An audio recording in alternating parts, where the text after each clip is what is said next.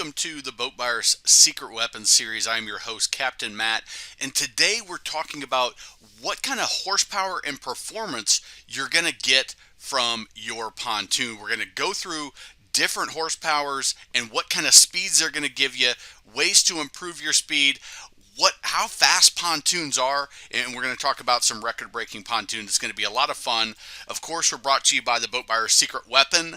You can listen to our podcast on Apple, Stitcher, all of the videos. We've got over 100 videos, over 500,000 views, 4,500 subscribers. Pick up the Boat Buyer's Toolkit, and we've added a bunch of great articles at boatbuyerssecretweapon.com. Check that out, and you can get everything there. So, what is the fastest pontoon? Well, the Guinness World Record is a 2010 25-foot South Bay TriToon with triple Mercury Pro Max 300X. They're two-strokes engines, they're racing engines, they've got a special bullet design on the lower unit.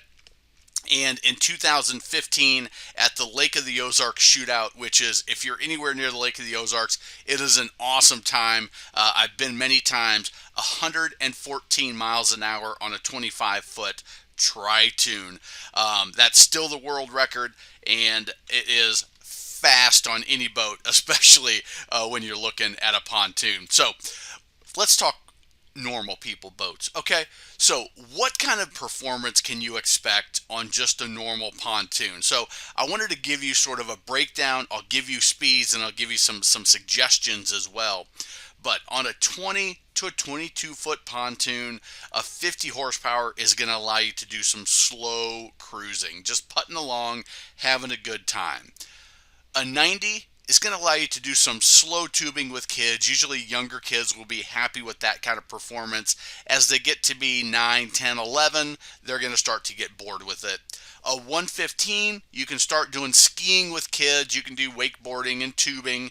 As you get up into more water sports and adults, I'm going to recommend you move to the TriToon or another pontoon package that's going to give you better performance out of your horsepower. A few of the manufacturers are making kind of oblong oval tubes that are giving good performance without adding the third tune.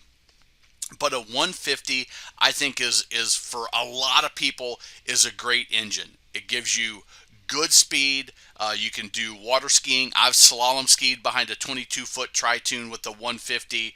A 225 or 250, it's going to give you speed. Even if you have a lot of friends on the boat, you can still get places quickly. A 300, you're going to be as fast as most other boaters on the water are faster. And you go with the twins if you want to look badass and you want to have a badass TriToon. You go trips if you want to start setting world records. So that's sort of the what can you do with them. But what sort of speeds are you going to get? Well, it's dependent on several things. The actual weight and construction of the pontoon, the weight you have on the boat, the way the pontoons are designed, the actual structure of the tunes. There's a lot of factors, but this will give you a ballpark. And again, if you watch my other videos, especially the ones on pontoons, you'll know I say never buy a boat without running it first. Go out on the water, get your GPS, and figure out what kind of performance you're going to get from that boat. So a 50 is going to give you about 13 to 18 miles an hour. A 90 on a 20 to 22 foot boat is going to give you 20 to 24. A 115 is going to give you 22 to 29. A 150 is going to get you that 35 to 42. 250 about 42 to 52. 350 about 47 to 55, and the Twins 300 is going to get you 60 to about 70. Now, the reason there's a bigger gap in those higher horsepower, because those TriToons, the weight tends to vary dramatically.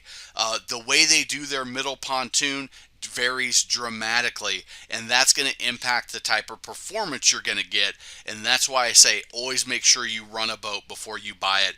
Don't just take the salesperson's word for it. Get out on an experience and do it with GPS. don't take the speedometer's word for it, because boat speedometers are not accurate at all. They give you a ballpark, but a GPS is what you want to do. Just download it on your phone. You can get a free GPS app and do it that way. Now, here are some negative impacts on your speed and performance. The more weight you're going to have on your boat, and that includes options, furniture, it's going to include fuel, gear, people, coolers. All of that's going to impact. So if you get one of those fancy TriToons or Pontoons with the fiberglass nose on it, the fiberglass bow, well, that adds a heck of a lot more weight than just the aluminum fencing. Something to keep in mind. It looks great, but it's going to impact your speed and performance. Growth on the pontoons. If you leave your pontoon in the water, you're going to get some algae buildup, and that's going to reduce your speed. And it could be significant. It could be 5, 10, even 12, 15 miles an hour if it gets real bad. I've got a whole video on how to make your pontoon faster, and you can watch that.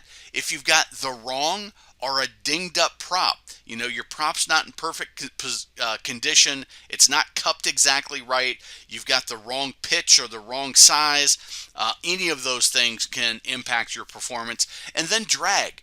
Wind is going to slow you down. Having your bimini top up is going to slow you down. If you notice, if you go and Google that world record pontoon run, you'll notice he even has his front gate open. All that drag of that front of the pontoon is going to limit your speed. If you're looking just to see how fast you can go top end, open that front gate up, and that'll give you a little bit more. Now, on positive impacts, if you're ordering a boat, make sure you have lifting strakes on it if you're concerned about performance. That's going to add speed and add better handling and efficiency to your boat. Larger diameter tunes, going from a 25 to a 27-inch tube, is going to give you better speed because it has more buoyancy. The pontoon and the center pontoon design, I alluded to those oval pontoons. Bennington's come out with twin oval pontoons that give you more surface area, more buoyancy, and they're getting great performance out of a 2-tube pontoon. They also use that oblong pontoon in their center tube on some of their models, which again gives you more buoyancy, more surface area, which gets you up on top of the water, and more speed. Combinations of those vary drastically on new and used pontoons. You want to look at that, and again, that's why running the tunes is so important. And then the proper trim of the engine. The angle that you set that engine is going to impact it. You get going with the trim all the way down. As you kind of get up going maybe 20 miles an hour or so on the faster pontoons, you trim that engine up a little bit just by tapping that trim button, and you'll find that sweet spot where the boat lifts up on top of the water. Those lifting strakes kick in, and you're going to gain 3, 5, maybe even 7 miles an hour on speed when you trim that engine properly. And I'm looking, as it warms up, I'm looking to do some of those type of videos on the channel, so be sure that you subscribe so you can get those as well. Now, I know that there's frustrations when you're looking at buying pontoons. Who do you trust about this speed information? There's a lot of misinformation, people saying that their boats can do something that I know just isn't possible, because I've run hundreds of pontoons with different setups. You don't know what you don't know, and you don't want to pay too much, and that's why we've created Boat Buyer's Secret Weapon. You can get our toolkit for free, boatbuyerssecretweapon.com/toolkit. Watch the over 100 videos on our YouTube channel. Check out the articles at boatbuyerssecretweapon.com. There's a ton of resources, articles, all the videos are there, and we also have our podcast, which is getting very popular now. We've been doing it for about a year, and that's getting great listenership. So you can subscribe to that. Apple, Stitcher, Spotify, it's everywhere that you can find your podcasts, so check that out as well. Again, be sure to subscribe to the channel. A lot of great boating videos coming. Pick up that toolkit if you're in the market for a boat.